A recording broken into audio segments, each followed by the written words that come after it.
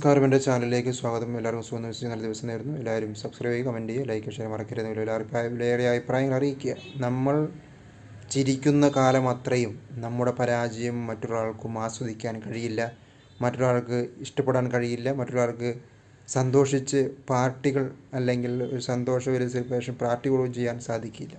നമ്മുടെ മുഖത്ത് എപ്പോഴും സന്തോഷമായിരിക്കണം. ദുഃഖമാണെങ്കിലും മനസ്സിനുള്ളിൽ ദുഃഖമുണ്ടെങ്കിലും പുറത്ത് ചിരിച്ചുകൊണ്ട് സംസാരിക്കണം.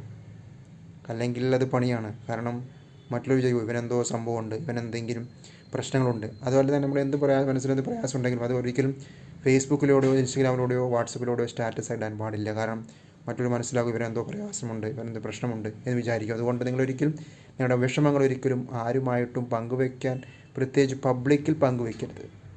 ഇനി അതായത് സോഷ്യൽ മീഡിയയിൽ പങ്കുവയ്ക്കാതിരിക്കുകയാണ് ഏറ്റവും നല്ലത്. കാരണം മറ്റുള്ള മനസ്സിലാക്കും ഇവനെന്തോ പ്രയാസമുണ്ട്, ഇവനെന്തോ പ്രശ്നമുണ്ടെന്ന് മനസ്സിലാക്കും. അതുകൊണ്ട് അങ്ങനെ ഒരു അവസരം നിങ്ങൾ ഉണ്ടാക്കി കൊടുക്കാതിരിക്കുക.